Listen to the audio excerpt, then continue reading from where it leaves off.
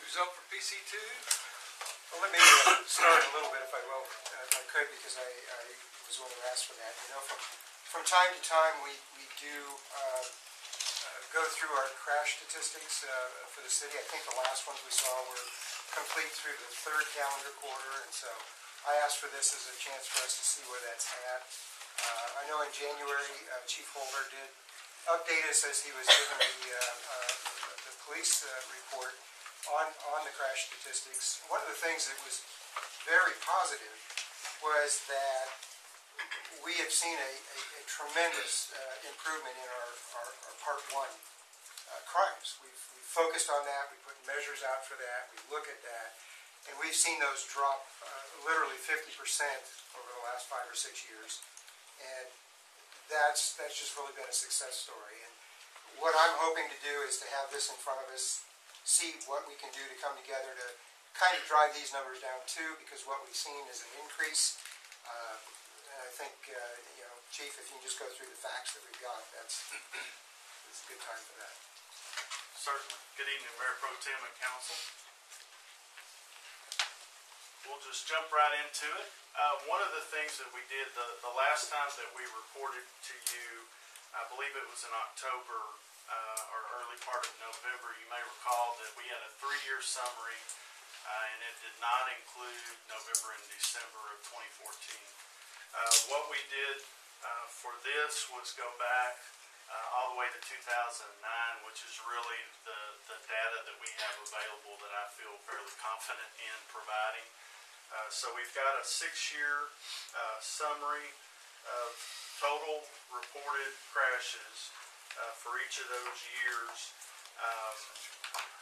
I think one of the things of note is we were pretty consistent 2009 through 2013, a little bit of a dip in 2010, a little bit of a rise in 2013, but we had the significant increase last year, 31% over 2013. It was a total of 65 crashes. That always begs the question, why the increase? I'm not sure that I have a definitive answer for that. I think the increased road construction around the city certainly probably has, well, not certainly and probably, I'm covering all my bases there, aren't I? I think it certainly plays a role. I think the increased cell phone activity, texting continues to be an issue. We continue to see issues with driver inattention. I think GPS now, almost everyone has GPS on their phones. And so not only are they texting, they're looking at a moving map on their phone. So I think there are several things that contributed to that. I will say, on a positive note, through the first 2 months of this year, we're down 51%. So we're trending the right way. And again, I don't have a definitive answer for why that is. There are some things that I can point to that I'll get to later in the presentation that I think are certainly playing a role. And on another positive note, just doing a general local comparison with Southlake and Keller, obviously different type cities, but we're significantly lower than both of those cities on an annual basis. So just to kind of put it in perspective. One of the things that we did also was break it out by where most of these occur. I don't think it's a surprise to anyone that the vast majority of the accidents occur on our 4 major roadways, Colleyville Boulevard, Glade, Cheeksparter, and Hall Johnson. And Colleyville Boulevard, obviously, being the biggest. 42% of all the accidents over that 6-year period occurred on Colleyville Boulevard. That was a total of 1,247 accidents over that time, and 892 of them, so 71% of all of our accidents over that time occurred on those 4 streets. One of the things that Councilman Mogg asked us to look at was when we do an accident report and credit that, for lack of a better term, to one of these streets, oftentimes it's the officer's opinion what street to credit it if it's at an intersection. So if an accident occurs at Colleyville Boulevard and Glade, typically there's something that lends itself to why we would credit that to Colleyville Boulevard rather than Glade. At-fault vehicle, other things that go into that. But what this looks at is if not only one that was credited to say Colleyville Boulevard, but if Colleyville Boulevard was the cross street where the accident occurred at an intersection, but in our statistics before we carried that at Glade. So this would account for accidents that occurred on the roadway proper or in an intersection, if that makes sense. So the numbers go up for each of these roadways. So Colleyville Boulevard increased by 18, Glade increased by 27, Cheeksburger increased by 17, and Hall Johnson increased by 13. Chief, just to make, these are just raw numbers, but it would be interesting to know what the traffic counts on Glade Road versus Cheeksburger versus Hall Johnson. Are they similar, or is one of them more than the others that might account for a different number of accidents? I would have to refer to... The traffic volumes on Glade, Cheeksburger, and Hall Johnson are relatively, within 1,000 or so. Okay. They're not in orders of magnitude different. Clearly, Colleyville Boulevard is significantly Right, that greater. was the other thread. But it's only about twice as much as Glade. Chief, in terms of causation, we also had this steep increase last year in DUI arrests. And do we have any data that actually shows any sort of corresponding increase in accidents that would, at least partly attribute to why we had such a steep increase in 14 over any other year? We haven't looked at that specifically, but I can tell you just generally having an understanding of the numbers. I don't believe that we had a significant increase in alcohol-related accidents. We run fairly consistent on that. Our enforcement did go up, but I think that was more of a product of just enforcement, not necessarily related to accidents. You all have seen these before where we break it out by block. So we did that for the three major streets. And so this is Colleyville Boulevard. Of note would be obviously the three peaks. The first being from the left, 37 to 3800 block, which is basically at our southern border. Now, is this 5-year data, or is this? This is the 6-year data, 6-year 2009 data. through 2014, and this does include if it was at an intersection, and it may have been credited to Glade, but if it was Colleyville Boulevard at that intersection, it's included here. So some of those are going to be on both, just for this data. So it's more accurate to target problematics. Could be. So one of the peaks is at our southern border. We looked at that. That was kind of surprising to me when we looked at that. But when we looked at the raw data, I actually read the accident reports. Most of those are related to traffic going northbound coming into our city as they're stopping for that light, and people not paying attention and rear-end collisions. There were a few with people turning in or out of either the 7-Eleven or the 99-cent store. The vast majority of those were rear-end collisions coming up to the intersection. And then, again, around the 5600 block or Hall Johnson intersection, that's one of the ones that we talk about. That's typically our retail district, the shopping centers. You have multiple turning, people jumping out in front of people. I mean, we've all seen that driving along Colleyville Boulevard. So that one is pretty common. And then we've talked a lot in here about the issues at John McCain. Again, it's another intersection, and it's mostly rear-end collisions. Kind of breaking it out, the Colleyville Boulevard accidents, most of those occur between 11 a.m. and 7 p.m. The most common factors are fail to control speed, driver inattention, fall too closely, which are all related to the rear end collisions, and then failure to yield right of way, which is the turnings, pulling out in front of somebody that's going along. Do we also track injury data? Like, how many of these incidents actually translated to something that required medical attention? Yes, we do have that information. I don't have that in this presentation, but that was provided in the previous. We did have the injuries. I'll go back and take in that, but we do have that data. That's a really good point, though, Chris. Is this just gives you pure frequency. It doesn't give you the severity and what goes on. And fortunately, if you look at our data, we don't. I don't believe we have any fatalities. But if you go like 2 blocks further this way, we just had one on Colleyville Boulevard on Hurstview about a week and a half or 2 weeks ago. I guess the one thing that I'd ask here is we're in the process of rebuilding, finishing up the rebuilding on the north end, and then we've got the whole rest of it. And I guess it gets maybe, Chief, as much to the interface we're going to have with the designers of this.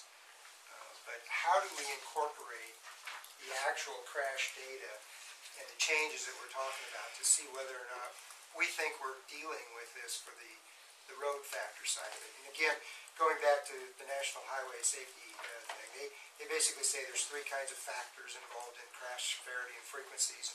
One of them is the vehicle itself, and that used to be a big one.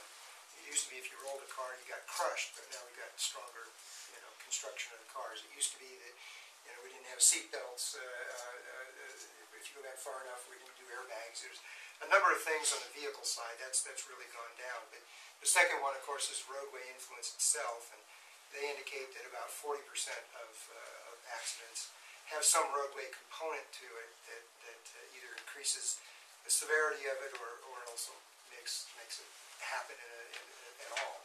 And the third one, of course, is driver behavior, and everything's got a driver behavior component. Totally automated cars, I guess. So if you were to look at this, what are we doing to ensure that the designs that were coming up for Colleyville Boulevard are dealing with what kinds of experience we have with the shops, with the driveway cuts, with the stuff that we've got, knowing that the whole thing is going to be different. As we look at a center median 6 lanes versus 4. The road will be designed to meet all the Federal Highway Administration and TxDOT standards, which are developed to address just the things you're talking about. Lane width, vertical alignment, which is the hills, horizontal alignment, which is the curves, curbs and gutters, those sorts of things are being addressed. The fact that we have so many driveway entrances will potentially have an impact as people are slowing down to make a right turn into a driveway. If the car behind them is not paying attention, you obviously have the potential for a rear-end accident. Having the 6 lanes, three lanes in each direction, hopefully, most of your through traffic will be in the other 2 lanes, and that the outside lane will be for those people who want to get off the road, and I think that will have a significant positive impact. But there's a design speed for the road. There's standard width. They've actually narrowed the road a little bit for us from what it was originally designed, and it's a fact that up to a point, narrower roads tend to be a little safer because people tend to slow down a little bit. If the road's not as wide, they don't have that comfort level that they do out on the interstate. So, but we're meeting all of the have to meet all the federal and state standards. In terms of specifically addressing the crash data, we will provide that to the design consultant. I'm not real sure how he can incorporate it.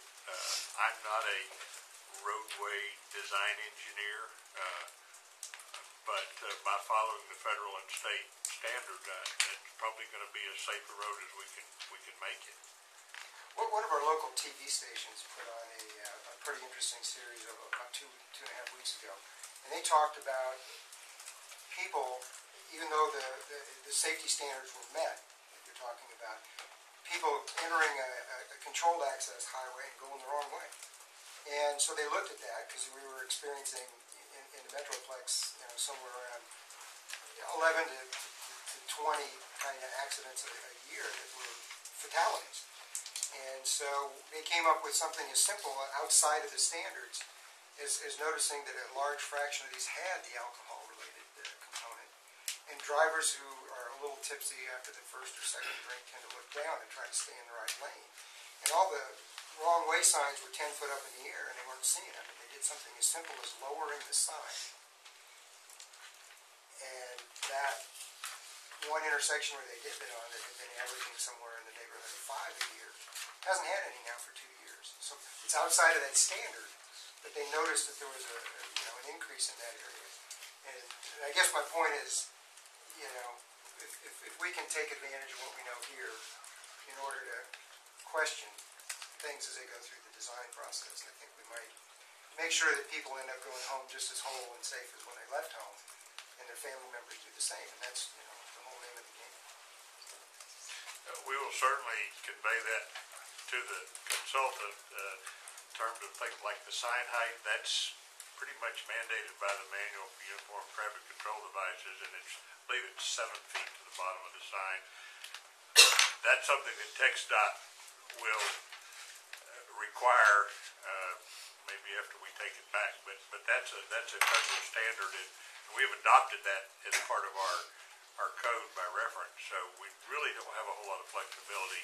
If they were 10 feet high, they should have been lowered to 7 feet. Yeah, They're specific, the wrong way, the do not enter is what they've done on the ramps. That's a special exception to the 7 foot. just out of curiosity, question to anybody, have any other Tarrant municipalities implemented texting bans? Arlington has, and Grand Prairie has. I'm not familiar with any in our surrounding area. We've all talked about it. Didn't Bedford recently pass one a year or two ago? They may have. I'm not aware of that. Go ahead. A lot of cities were looking at it. We were actually talking about it a year and a half ago, but the state kind of stepped in, and there was a bill at the time. There's still, I think there's, Chris, I think there's at least 2 down there now that are actually getting hearings, so I don't know if that means it'll go forward. So I think a lot of cities took a wait and see. Let's see if they make it a state ban. The bill that made it through the last session was vetoed by the governor, and I do know that they're attempting to get a statewide ban again this year. So, change the topic just a little bit. As you talked about 26, I did not hear you mention flashing yellow arrows, and I'm hoping that means that they haven't presented themselves as a cause of any crashes. As far as I know, that we have no substantiated occurrences where that was a contributing factor to an accident. And I've actually, I think there was a short period of adjustment for folks where they were kind of surprised, but the feedback that I get, at least now, is positive. So hopefully that continues. As far as Glade Road, If you back up though, one question I got. What's interesting, what's the difference between John McCain and exit John McCain? Is the X the actual intersection there? Yes. John McCain's once you're on John McCain at the intersection? it's approaching. Approaching it? Yes. Okay. So where because we you get a had lot of backup. heavy problems with construction and the confluence of the turns and misreading the signs, you only had one accident? That's amazing. In the actual intersection. In the actual right. Our Oak Point intersection, we're very concerned about that location, isn't popping up as one of the spikes. Yeah. Every time that we've had that conversation, I mean, there are concerns expressed. They do not bear out an actual number of accidents. And given one of the issues is that you actually record the accidents that are reported and that happen, we don't have any data on near misses, and we don't have any data on those who have an accident and deal directly with their insurance companies or whatever. So we all know that, and we're all assuming and hoping that, what we've got is a good indicator, but I think we all probably know of folks that have had accidents and that go through your department with the report. If somebody has a fender bender and they pull off to the side of the road and they exchange information and they don't call 911, we have no way of knowing about that. And then we also don't know about, this one was also close again, but how often it was close, we don't know. We do not track near misses. That would be hard to do. Very hard. And for Glade Road, the same contributing factors on all of our roads, those same four. The most common occurrence happens between 3 p.m. and 7 p.m. It's about 41-42% of all of them occur during that time. I don't think it's any surprise that Colleyville Boulevard and that intersection is the leader. And it's a major intersection, so it's going to lend itself more to that. Riverwalk, everybody is aware of the issues that we have along Riverwalk, and most of those are either rear end or somebody pulling out in front of somebody trying to jump on.